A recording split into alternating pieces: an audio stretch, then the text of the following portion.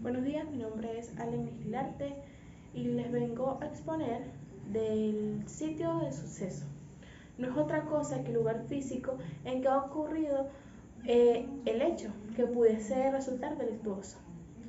Otra definición frecuentemente utilizada es el lugar en que ha ocurrido un hecho de interés criminalístico y en ocasiones se le agrega el adjetivo policial.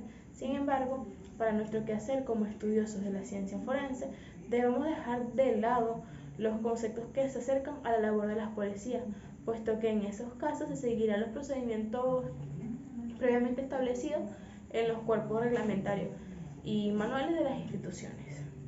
Del mismo modo, entendemos que la denominación utilizada en los países latinos del sitio del suceso o lugar de los hechos es más correcta la de escena del crimen, utilizada en los países anglosajones, por cuanto no siempre un sitio del suceso resulta ser la escena de un crimen y a veces ni siquiera de un delito.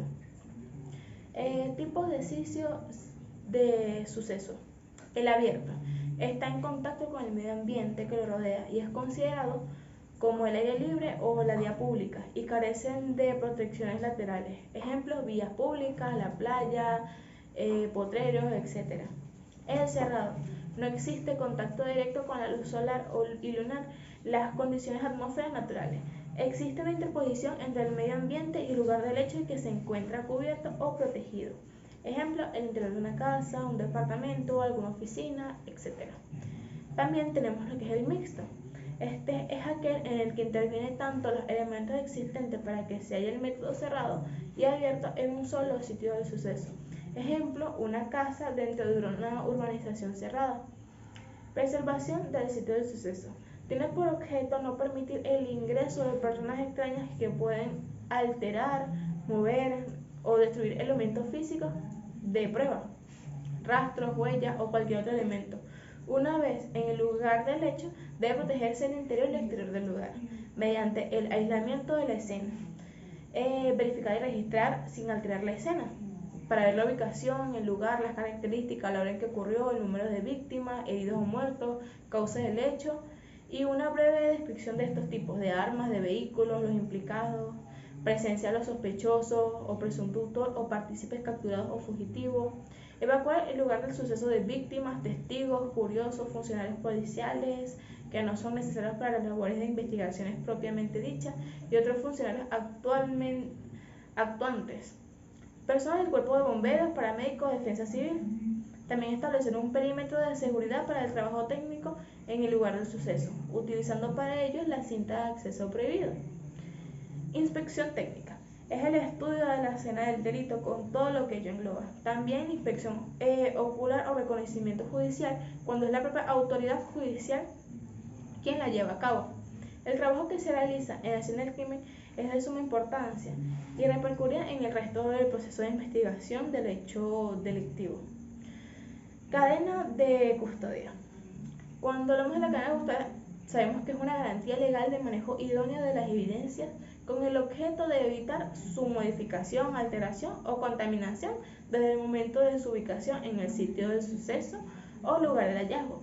Su trayectoria por las distintas dependencias que cumplen funciones de investigación penal, criminalística o forense, continuando con la consignación de los resultados a la autoridad competente hasta la culminación del proceso, lo cual conlleva a vincular la evidencia con un hecho un poco más particular. Interpretación previa de la escena del crimen. Es aquel análisis minucioso, detallado y preciso que realiza el funcionario, el cual formulará una hipótesis y con ella una línea de tiempo en relación a lo que allí sucedió. Esto es conocido como la reconstrucción de los hechos y de todo lo sucedido. Esto debe aplicarse a todas las escenas del crimen, protegiendo y preservándolas de que no sean alteradas o modificadas por los demás funcionarios que participen en él. En este mismo caso, tales como los paramédicos, los bomberos, las policías, etc., quien haciendo uso de sus 5 sentidos conserva todos los detalles que hacen la presencia en el lugar donde fue perpetrado el hecho punible. Podemos decir que en principio, debido a que este tema a desarrollar es el tetraedro de la criminalística, cuando mencionamos el tetraedro es porque debemos asociarlo a 4 aspectos de la criminalística o elementos que se vinculan entre sí o los rostros de la criminalística. Vinculación víctima-victimario a través de las diversas pruebas científicas y test victimonológicos realizados en los últimos años, encontramos que algunas víctimas son elegidas por determinadas razones, propias de sujetos o ajenas a él, y otras por azar, pero en cualquier caso siempre existe una relación entre la víctima y el victimario, que puede ser muy simple o extraordinariamente complicada. Se debe considerar cuando se hace mención a la palabra víctima y victimario respectivamente, tiene en la mente la idea de dos opuestos, de dos entes contradictorios, del bien, del mal, del culpable y del inocente. Por ejemplo, si como la víctima, criminalísticamente hablando, tiene una connotación distinta a su consideración en lo procesal penal, en virtud de lo establecido en el artículo 119 del COP. Dispone de un listado de quienes pueden considerarse víctimas en criminalística. La víctima es la persona agredida afectada por la agresión víctima. En consecuencia, será la persona sujeto del hecho criminal. El victimario. El término empleado en el temario, este no es muy adecuado. El término correcto debería ser autor o partícipe en el hecho, no victimario.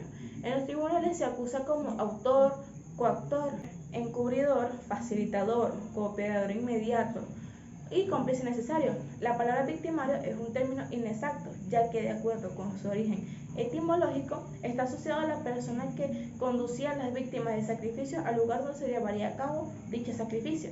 Y en este término no se adapta a lo que pretende explicar, ya que el autor no conduce a la víctima a ningún sacrificio.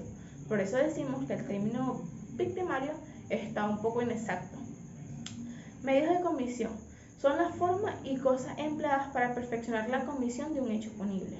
Armas de fuego, armas blancas, instrumentos, herramientas, piezas, artefactos, utensilios, etc. Todo aquello mediante el cual pueda causar daño, lesionar o destruir la vida humana y, por consiguiente, transcribir un bien jurídico tutelado, como lo es la vida, la libertad y la propiedad respectivamente. Bienes protegidos por el derecho penal. Según los tipos penales consagrados en nuestra norma sustantiva vigente, el Código Penal venezolano. Indicio, evidencia y prueba. Indicio, evidencia y prueba son elementos claves en el trabajo de investigación forense. El accionar del perito en criminalística está íntimamente relacionado con estos conceptos, e incluso podríamos decir que la labor pericial es responsable de transformar la condición de estos elementos. Indicio de la criminalística según el diccionario de la Real Academia Española. Un indicio es una señal que da a conocer lo oculto. Un indicio se asimila a eso, es como una pista, una muestra, un indicador que revela algo sobre un suceso. En criminalística, el indicio es todo objeto, instrumento, huella, rastro, marca o señal que produce durante una ejecución de un delito. Su estudio permite conocer la identidad de quien consumió el crimen y las circunstancias en las que se produjo. Todo lo que un perito forense puede indicar en su peritaje proviene de estos mismos indicios. Evidencias en criminalística. El indicio, cuando se comprueba que está ligado al hecho delictuoso, se convierte en evidencia. Una evidencia es todo indicio que ha sido confrontado en laboratorio forense y que puede ser utilizado como argumento científico en contra de una persona sospechosa de ser autora de un delito. El último paso del eslabón es cuando ocurre que la evidencia es aceptada por las autoridades judiciales. Entonces pasa a ser una prueba. Pruebas en criminalística, así como el indicio es un indicador de lo que ocurrió, un hecho, y la evidencia de un indicio confrontado científicamente para asegurar algo sobre ese hecho, la prueba es un argumento demostrativo para comprobar la existencia o no del hecho de que se presume. La evidencia solo se constituye en una prueba cuando el juez la admite como parte de este proceso. La evidencia es sinónimo de certeza, representa una prueba determinante de un proceso judicial, es decir, todo objeto, instrumento, huella, marca, rastro, señal o vestigio que se usa y se produce respectivamente en la comisión de un hecho delictuoso. Se adquiere la evidencia de la escena del crimen. Puede utilizarse para designar a aquello que permiten demostrar la verdad de un hecho, de acuerdo a los criterios establecidos por la ley. La evidencia puede utilizarse como prueba para demostrar algún hecho. Evidencia física. es cualquier cosa de naturaleza o carácter físico. Esta puede asociar a un criminal con la escena del delito. Si la persona ha tocado algún elemento del lugar del crimen o si ha dejado algo olvidado o ha tomado algo de la escena de dicho crimen. La otra función es permitirle a los investigadores reconstruir el momento, lo que ocurrió en el crimen, porque con frecuencia sabemos cuáles fueron las circunstancias. Primero se resguarda la escena del crimen, luego se procede a levantar las evidencias de que contiene esta misma escena. Tipos de evidencia: la sangre, el semen, los alimentos, salivas. Las evidencias químicas: a través del análisis químico los indicios se puede dentro del proceso transformar en un indicio de evidencia, demostrando su origen químico.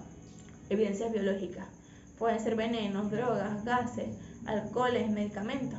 Las muestras biológicas entregan información acerca de lo que presenta de algún tóxico en particular o de sus metabólicos en el organismo. Muestra de cuando estamos en presencia de alguna de esas circunstancias materiales. Se sobreentiende que son factores negativos en el resultado de la investigación de la experticia. Si eso aparece en una investigación criminal y en la labor de la criminalística, las conclusiones van a ser un poco negativas. Tipo de materiales inadecuados.